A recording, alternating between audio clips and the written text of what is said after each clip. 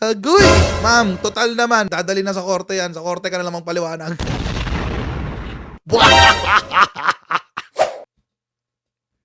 So, eto ngayon. Nakalimutan ko na. Actually, di ko na nga pinapansin si Bonson eh. Tapos, kanina umaga, gising ko, ano nangyari? Ito unang-unang ko nabasa.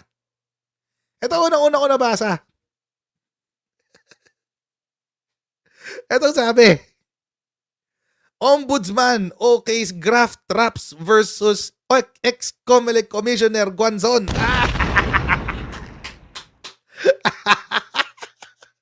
Yun lang masasabi ko. Partida, wala pa akong ginagawa. Agoy! So, ibig sabihin mga kotsero, nakitaan ng ating ombudsman, ng ating Office of the Ombudsman, si Guanzon ng violation ng Anti-Graft and Corruption Act. Guanzon, wala kang time makipagdebate sa akin. For sure. At kahit gumawa ka ng oras, sabi ko naman, iintayin mo lang matapos ako ng bar.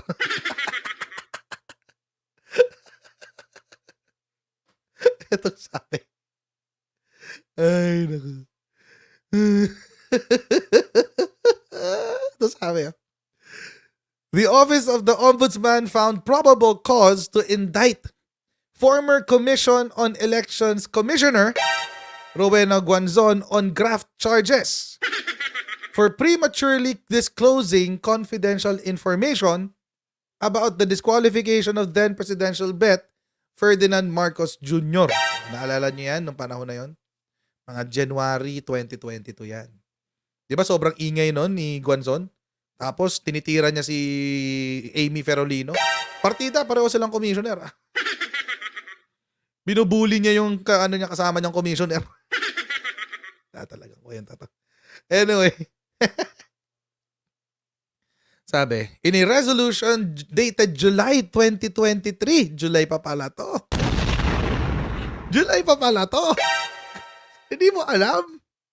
Hindi mo alam, Rowena Guanzon? July pa to? Nakikipagbardagulang ako kani-kanino. July pa pala to. The Ombudsman ordered the filing of 2 counts of violation of the Anti-Graft and Corrupt Practices Act, ruling in favor of the complaints filed by Citizens Crime Watch, Chairman Ferdinand Topacio and President Diego Magpantay. Yun. Sabi niya, the charges, yung kinaso, yung inihabla daw kay Guanzon, cited Guanzon's appearances in 2 separate interviews where she discussed Marcos's disqualification from the May 2022 polls that were then pending before Comelec. Ano ang basis nito, mga kotsero? Ito kasi. Pero as usual, mga kotsero, bago natin puntahan yan, mag-shoutout muna tayo sa mga kaibigan natin sa Sendwing!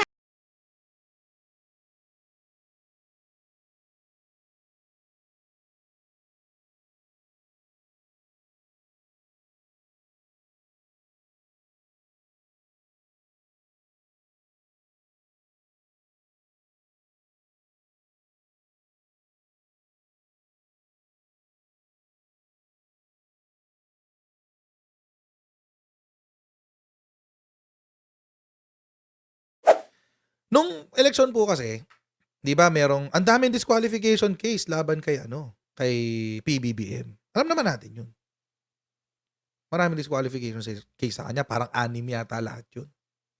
Ngayon, yung 6 na cases na 'yan, yung iba na consolidate, yung mga pare-pareho, kinonsolidate, tapos ni-raffle sa 2 division ng Comelec.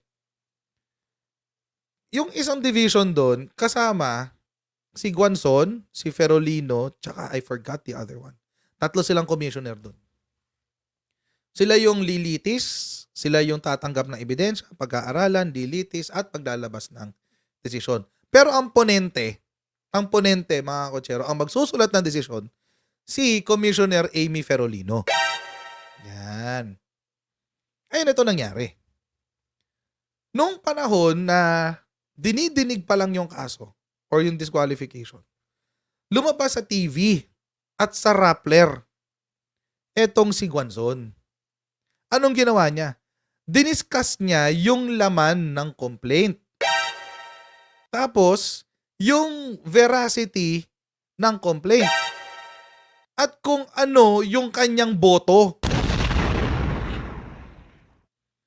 So, mga kutsero,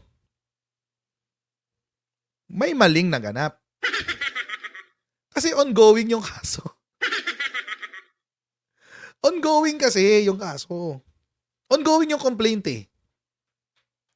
Tapos, binubuli niya si Commissioner Amy Ferolino na ilabas na agad yung ponente niya. Yung ponensya pala, yung ponensya. Yung decision. So, yan yung nangyari. Dahil dyan, nag-file ng kaso ang Ferdinand Topacio at Diego Magpantay ng Anti-Graft and Corruption Practices Act. Violation yan. Ngayon, ano ho ba nangyari? Nung January 27 ho kasi, mga kutsero.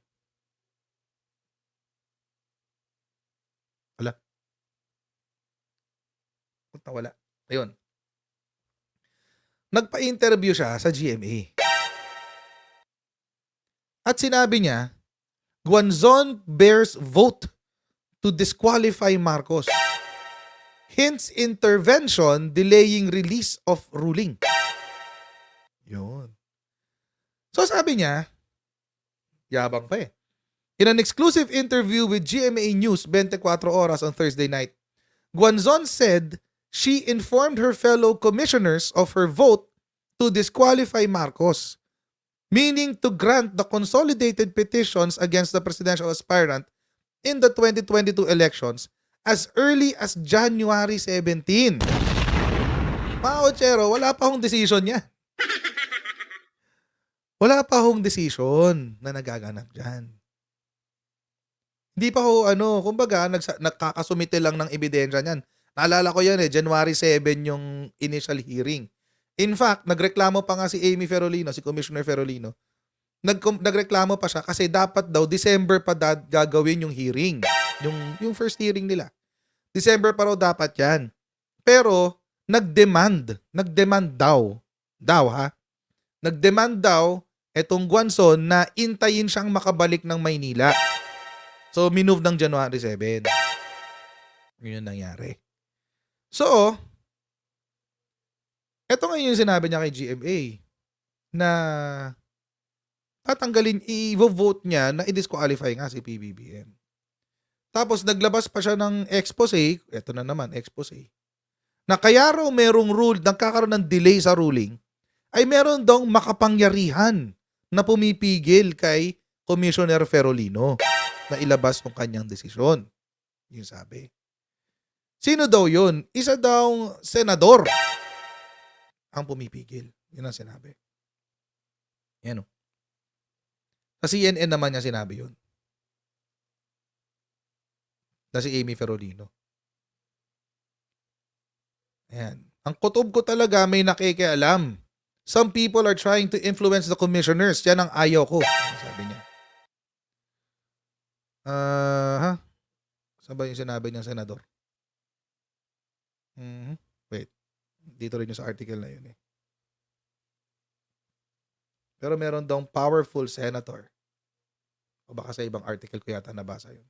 Anyway, sa yun, may senador daw na pumipigil kay Amy Ferolino na maglabas ng desisyon. Hindi naman sinabi, Dante Madarang, kung sino yung senador. Basta meron daw senador. Influential person. Ngayon, mga kutsero, ito nangyari. Hindi pa dito natapos yun. So, ibig sabihin, hindi lang isang count. Meron pang isa. Yung second count was ito sa Rappler, January 28. Rowena Guanzon on Marcos cases and her 7 years in Comelec. Ayan. Yan yun. Yun. Ito yung second count. Haba niyan, 48 minutes yan. Hindi ko na nga pinanood kasi para makukuha So, yun. So, 2 counts. 2 counts yan. Ang dahilan daw ng ombudsman kung bakit pinagbigyan, nakasuhan si Rowena Guanzon ay dahil nga doon sa interview niya at naglabas siya ng confidential information. Ang sabi, the ombudsman said who was the presiding officer of Guanzon, who was the presiding officer of COMELEC's First Division, handling the disqualification petition against Marcos at the time, disclosed in an interview with GMA News that she had voted to disqualify Marcos from the elections. On January 28, the ombudsman noted that Guanzon revealed to Rappler that Amy Ferolino, her fellow COMELEC commissioner, at the time was the ponente in charge of writing the poll body's resolution in violation of the law. Yun yung sinasabi ng ating ombudsman. Sabi, records disclose that by virtue of respondent's position, kasi ikaw yung number 1, commissioner ka, ikaw din yung presiding officer. Records disclose that by virtue of the respondent's position, she acquired the valuable information relating to the disqualification cases of Marcos, and she prematurely, take note prematurely, ibig sabihin wala pang desisyon, nilabas niya yung confidential information prior to the official release of the COMELEC's decision. Kailan po ba nilabas yung official COMELEC decision? Nilabas po yan February 10. O, di ba? February 10 yan nilabas. Yan o. Ito yun. Ito yung official decision. Yan. So mga kutsero, yun yung naging basis ni ombudsman. Sabi niya, respondent's contention that the information disclosed by her is not considered confidential information fails to convince. Sabi ng ating ombudsman, yung dahilan o yung dahilan. Yung dahilan ng ating respondent na si Guanzon na ang impormasyon na kanyang inilabas ay hindi naman confidential, hindi nakakakumbinse. Di ka rin nakakakumbinse, oh. Di ka rin nakakakumbinse, oh.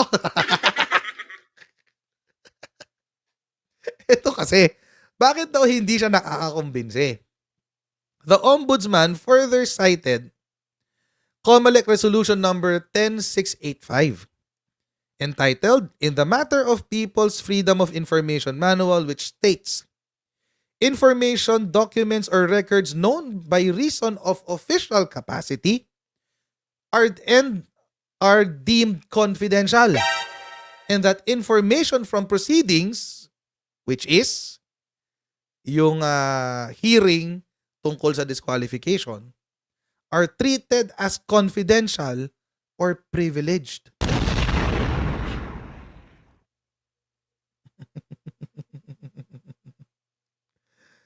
Let the corresponding informations against her be filed with the appropriate court.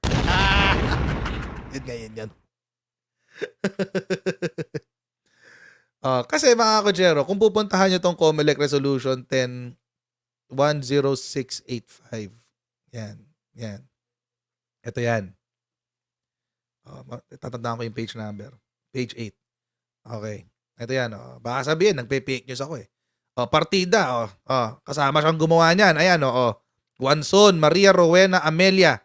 Kasama siya sa gumawa nitong resolution na to, guys. Ayan. December 16, 2020. Ayan. Freedom of Information Manual. Kasama siya dyan. Kasama siya dyan na nagbasa at nag-aproba niyan. Nakasulat daw kasi sa manual nila tungkol sa Freedom of Information sa page 8. Ayan. Ito kasi, merong parte. Exceptions to right of access to information. Ibig sabihin, mga kutsero, merong mga impormasyon na hindi dapat dinadivulge. May exceptions ka eh. May exceptions ka kasi. Kung wala tong parte na to, o di okay lang, walang problema. Pwede yung sinabi ni Guanzon na it's not confidential. Kaso meron ka eh.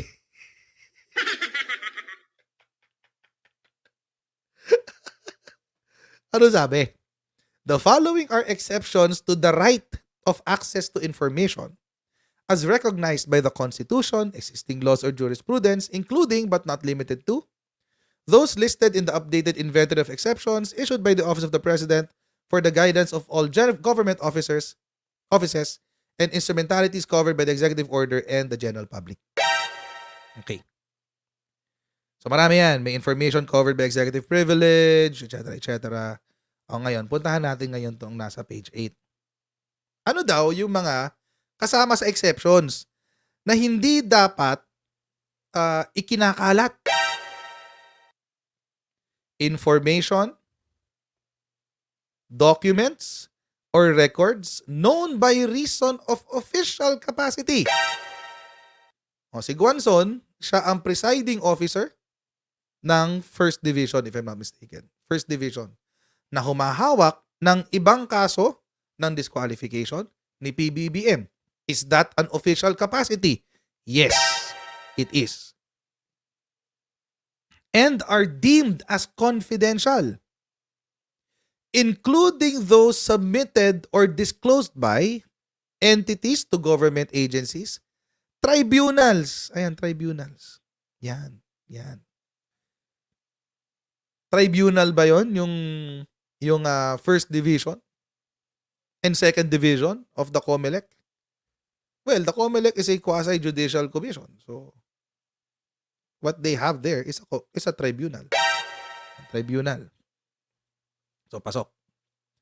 Boards or officers in relation to the performance of their function or to inquiries or investigation. Ano ba nangyayari nun? Iniimbestiga kung dapat bang i-disqualify si PBBM. Ayan, investigation. So, pasok.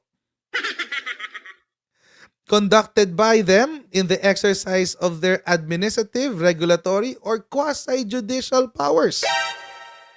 Yung tribunal ba na yon has quasi-judicial powers during that time? Yes. It is. Ito yung dito siya nahuli.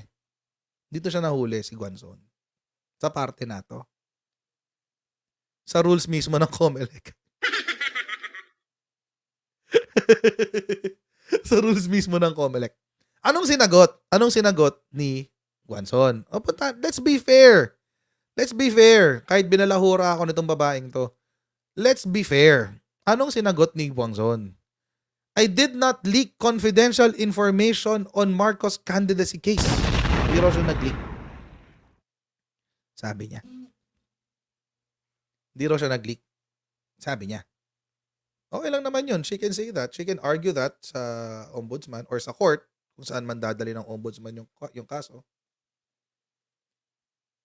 So, ang sabi, former Commission on Elections, Commissioner Rowena Guanzon on Monday said she did not disclose any confidential information. Okay, sige. Ang sabi niya, ito pa, may request pa pala siya. Sabi niya, palitan niyo yung abogado na nag-review ng kaso ko. Magka-file ako ng motion for reconsideration. Grabe siya. Grabe siya. Kailangan maging fair kayo sa akin. Palitan niyo yung nagre-review ng kaso ko. Magka-file ako ng motion for reconsideration. Ayan She is asking the Office of the Ombudsman for fairness after it found probable cause to indict her for supposed violation of RA 3019. Ang sabi niya, gusto na palitan yung mga abogadong nagre-review. Grabe siya. Sabi, in a phone interview with ABS-CBN, Guanzon said she has not yet received a copy of the resolution but will file an MR. Tama naman yun. Karapatan naman niya yan. Okay lang yun. Di ba? Manang weng-weng. Okay lang yan. Ito pa sabi niya. I'll ask from the ombudsman is what? All I ask from the ombudsman is fairness by assigning new lawyers to review my motion for reconsideration, not the same lawyers who wrote this resolution against me.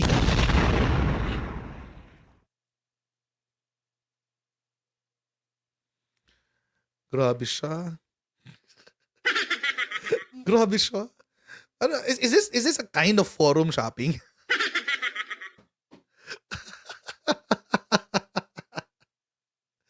Ay, naku. Ewan ko sa'yo, te. Masyadong entitled. Entitled ba, Renny? Sabi niya, ha ha ha, entitled yarn. Entitled yarn. Wala raw siyang na-violate, ang sabi niya. Hindi po ako nagnakaw sa gobyerno, baka sabihin ng tao, ito ay graft case. Hindi po. Ito po ay kaso related sa disqualification case ni Bongbong Marcos noong siya ay kandidato pa lang. Okay, hindi ka nagnakaw, so hindi graft case, so hindi ka nagnakaw, so ano lang, corrupt ka lang. Anyway, sabi niya, hindi raw siya, well, bahala siya sa buhay niya. Pero yun yung kaso. Okay? Graft and corruption. Also sabi niya, she also insisted that she did not disclose any confidential information since there was no ponensya or a majority decision yet from the ponente who was COMELEC Commissioner Amy Ferolino. Sabi niya. Sinasabi ni Topacio, inilabas ko daw yung boto ko. Wala pa po kaming boto nung ini-interview ako. Wala naman po kaming boto pa. Wala ngang internal deliberations dahil wala siyang ponensya. Hindi raw niya dinisclose yung kanyang boto. Yun ang sabi niya. Paibasa na lang, ma'am. Paibasa na lang yan, ma'am. Diyos ko. Hindi raw niya nilabas yung kanyang boto. Ang tawag dyan.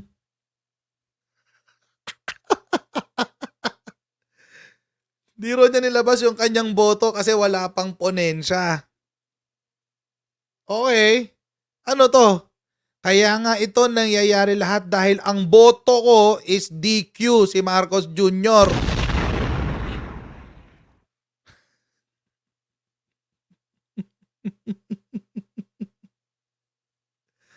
So yung expose niya, mga kotsero, is not just an opinion. Kasi ang sinasabi niya, sinasabi nilang dinisclose ko yung boto ko. Opinion ko yun kasi kailangan yun. It was a necessity, a matter of public interest and my duty. Opinion daw niya yun. So, how do you dispute this? Ano bang Tagalog ng vote? Boto.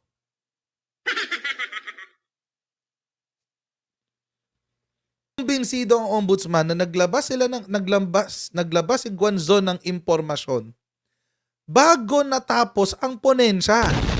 So, is this an admission of what you did? Parang admission to eh.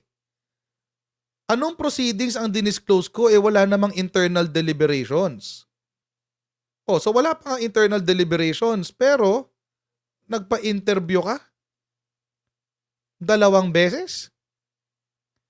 Tapos sinabi mo sa isang interview yung boto mo? At nilabas yung ponensya February 10. Ma'am, total naman. Ma'am! O tatawayin kitang ma'am Guanzon para lang kunyari, may galang sa'yo. Ma'am, total naman. Nasa na, dadali na sa korte yan. Sa korte ka na lang magpaliwanag.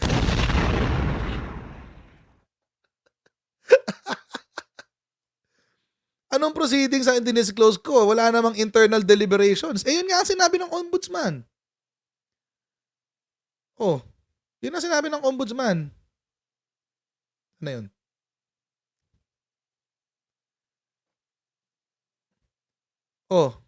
Records disclose that by virtue of respondent's position, she acquired the valuable information related to the disqualification cases of Marcos Jr. and she prematurely divulged such confidential information prior to the official release of the COMELEC's decision. So, Rowena, you're actually validating the decision of the ombudsman.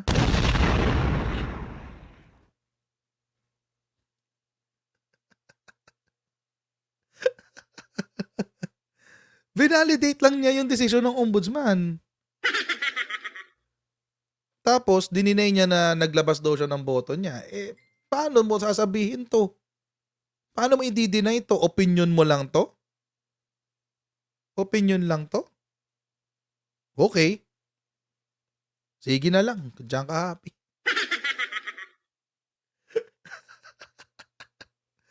Sige na lang. Kung diyan ka happy. Sigurado bukas may comment to sa akin. Sigurado bukas magpo-post ka naman to sa Facebook niya. Kung ano-ano na naman sabihin niya, etc. Wala akong pake kung may kaso sa ating dalawa. Graft pa. Tapos meron pa sa Supreme Court. Alam niyo ba yung sa Supreme Court? Alam niyo, ang problema dito, may mas matinding dapat problemahin si Rowena Guanzon kaysa sa akin. Kasi, anti-graft. Kasi, ang penalty nito, perpetual disqualification, guys, from public office. Anti-Graft and Corrupt Practices Act. Yan yung kinaso sa kanya, di ba? Tahan natin to. Hindi in-identify ko alin dito yung anong corrupt practice yung ginawa ni Guanzon. Pero, ako lang naman to. Opinion ko. Ito totoong opinion lang, Rowena Guanzon. Totoong opinion ko lang to. Feeling ko dito siya dito siya binanatan sa Section 3A. Persuading, inducing, or influencing another public officer to perform an act constituting a violation of rules and regulations duly promulgated by competent authority on an offense in connection with the official duties of the latter, or allowing himself to be persuaded, induced, or influenced to commit such violation or offense. Feeling ko lang naman. Hindi confirmed yan. Kasi hindi ko naman nabasa yung decision ng ombudsman. Wala pa hindi pa nilalabas Pero yan yun. Feeling ko dyan. Kasi, di ba binuli-buli niya si Amy Ferolino. Sabi, kung hindi ka binayaran talaga, o hindi ka kinoko-coerce, parang ganun. Kung hindi ka kinoko-coerce ng powerful people, ilabas mo na yung ponensya mo bago ako mag-retire, etc. Para daw ma-record yung boto niya, etc. Ganun. Hindi sumunod si Amy Ferolino. So, baka A. Pero hindi ko alam baka lang. Baka pwede rin iba, di ba? Baka mas marami pa dyan, or baka yan lang. We don't know. So, hintayin natin ilabas yung decision. Pero ito yung penalty pag napatunayan. Any public officer or private person committing any of the unlawful acts or omissions enumerated in sections 3, 4, 5, and 6. So, diba kanina, 3A. Sabihin natin 3A, kahit naman hindi. Tingnan lang natin. Shall be punished with imprisonment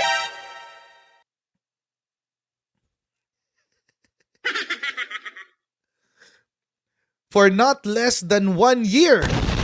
Agoy! Minimum of 1 year.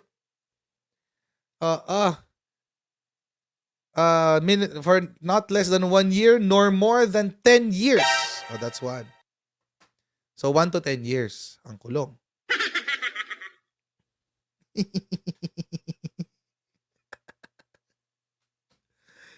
1 to 10 years, guys. 1 to 10 years ang kulong. Available naman to. Okay, mag-alala. Available yan. Tapos, perpetual disqualification from public office.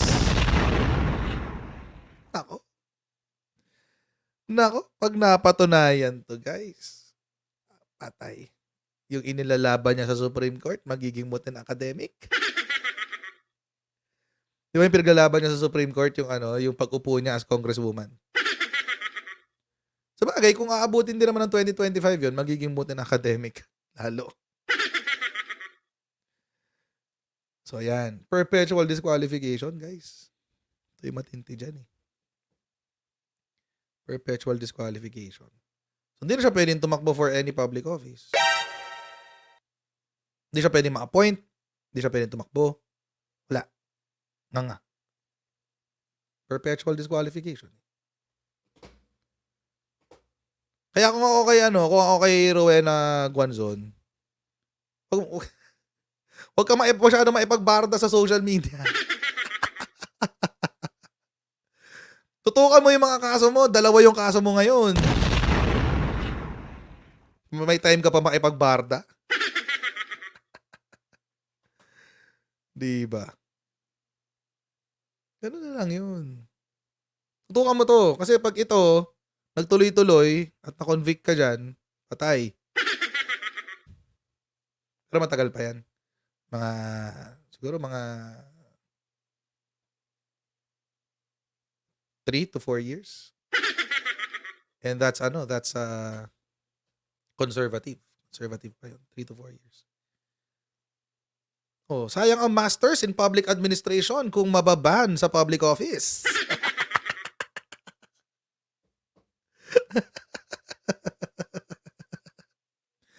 Ay, nako, Rowena Guanzon. Simula ngayon, kahit bumira ka sa akin, lahat ng i-comment ko sa'yo, tumutok ka sa kaso mo.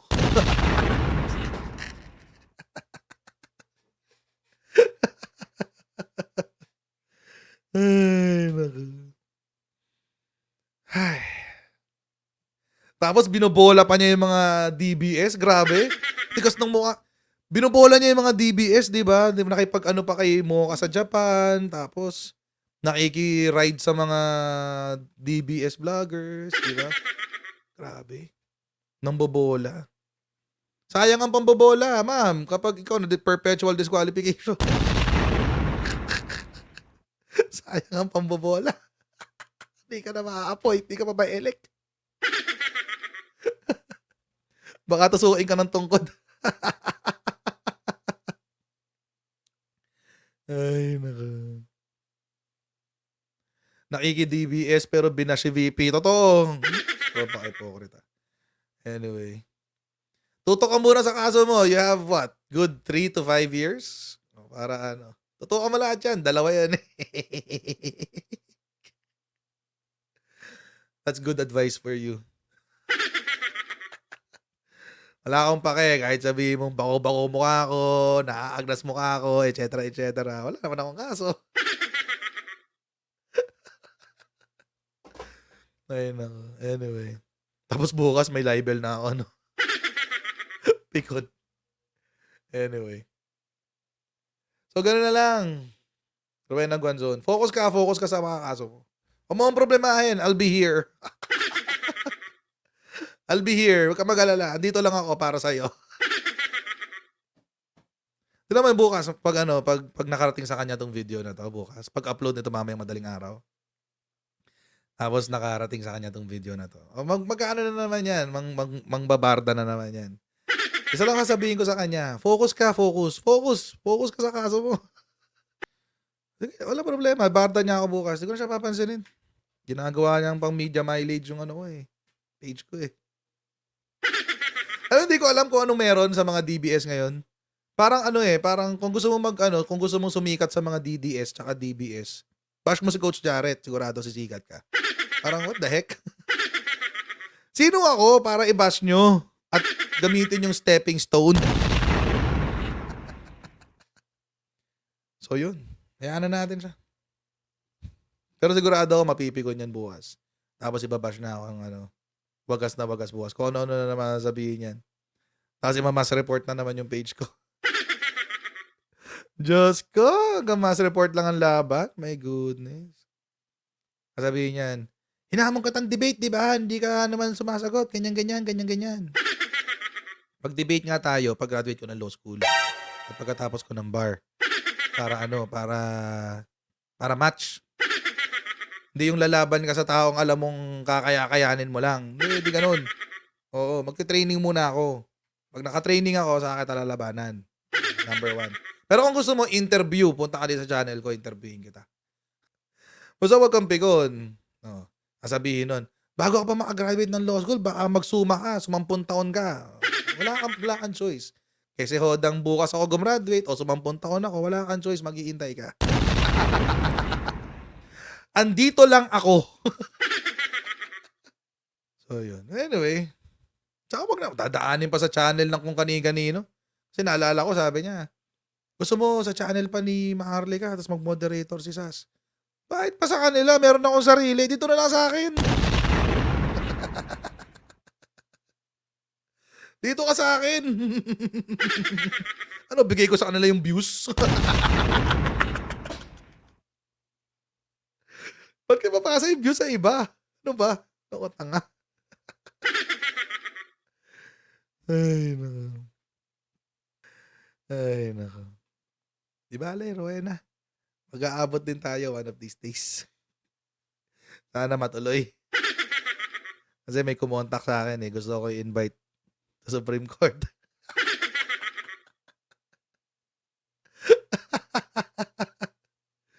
Ay, nako. Pero ito, kidding aside, Rowena. Focus ka sa mga kaso mo. Dami mo palang kaso. May kaso ka sa Supreme Court.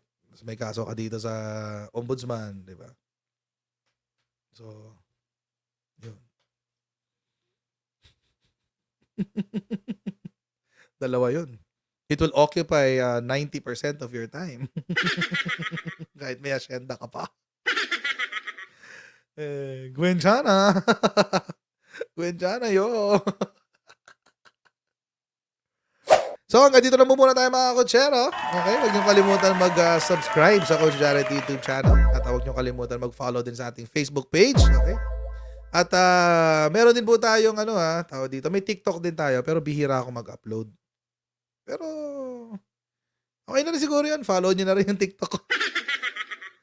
Ay, naku. So, ayun mga kotsero. At I'll see all of you in our next live stream. God bless all of you. And see you next time, guys. Okay? Bye, everyone. See you next time. Bye.